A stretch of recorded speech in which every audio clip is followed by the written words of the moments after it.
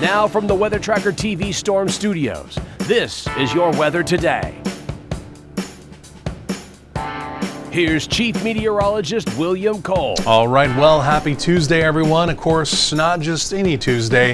It is an election Tuesday here in North Texas and around the nation. So again, a lot of folks are going to be out and about today, heading to the polls. And I tell you what, if you are heading to the polling stations, maybe to pull the lever, right, or maybe even pull it twice to make sure your vote counted. I tell you what, temperatures looking good as we go through the day, well above normal for this time of year. In fact, we'll be topping out very close to 80. There will be some lingering cloud cover similar to yesterday. There may be an isolated shower today, different than yesterday, where we had the widespread scattered showers, even a few rumbles of thunder. But again, a stray shower, simply put, can't be ruled out. But again, if you are heading down to your local precinct, your local polling station, simply put, the weather will cooperate, again, especially for this time of year. But we've got bigger weather changes on the way. We're going to be talking about this strong fall cold front that is still inbound for this upcoming Friday. The details now beginning to evolve. I do want to catch you up on that over the next few minutes. But this is where we started the morning. And in fact, a lot of 60s out the door this morning. Again, it was that cloudy start. It was that damp start. There was even some fog around the area as well. And of course, it's all due to this Gulf of Mexico moisture. We call this maritime moisture. It's continuing to flux up into the area. Of course, we were talking about this yesterday, really at length. If you remember yesterday morning when I showed this similar map, the moisture was basically right at the Red River. You can see overnight it fluxed even up into Oklahoma as well. Now, the boundary, the warm front that was moving through North Texas yesterday that gave us some of the showery activity, that is now up in Oklahoma. The showery activity, by the way, is also up in Oklahoma as well. So again, here in North Texas, we're essentially dry as we go through the day. It's not impossible. We have a stray shower, maybe a rumble of thunder, but again, really for any one location today, it's only about a 10% opportunity. Outside of that, as we get into this upcoming Friday, all eyes are now turning out here to the West Coast. Take a look at the storm system.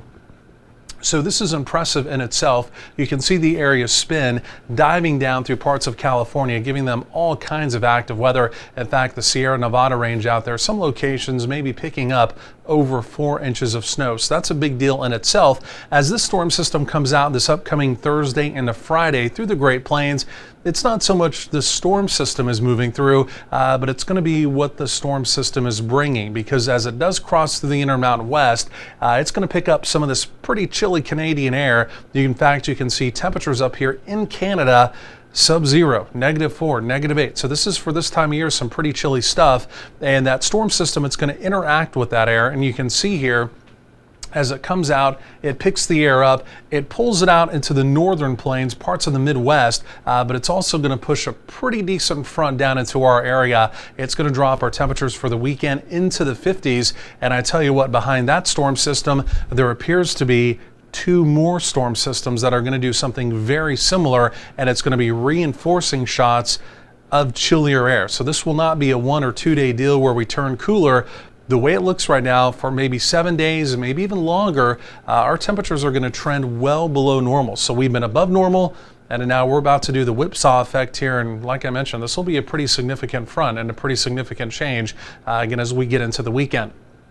Otherwise, as we go through the day today, you saw it, a couple blips there. It's a 10% probability of stray showers as we go through the day. Overnight tonight, we're basically quiet. Tomorrow, we start the day pretty cloudy again, just with all this maritime moisture around. But tomorrow, we'll begin to break up the cloud cover. We will have some afternoon sun as well. By the way, we'll do something similar even as we get into Thursday as well, before, again, that front arrives as we get into Friday. Otherwise, even this evening, it's still that 10% opportunity of a stray shower.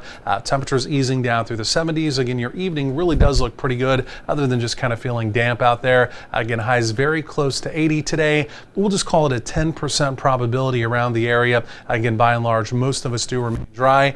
Very similar tomorrow morning, overnight tonight, tomorrow morning to this morning. Again, cloudy with overnight lows there in the 60s. And again, tomorrow morning clouds, some peaks of afternoon sun, and highs right around 80. So going forward in time, like I mentioned, there's not a lot of day-to-day change today all the way through Thursday, but then there it is. The big front arrives on Friday. Temperatures trend down. Again, it's not a one-day deal. Take a look at that. Even into the extended, we're talking about highs in the 50s, overnight lows in the 40s, and the upper to mid 30s. Could be a possible precipitation chance the following Tuesday.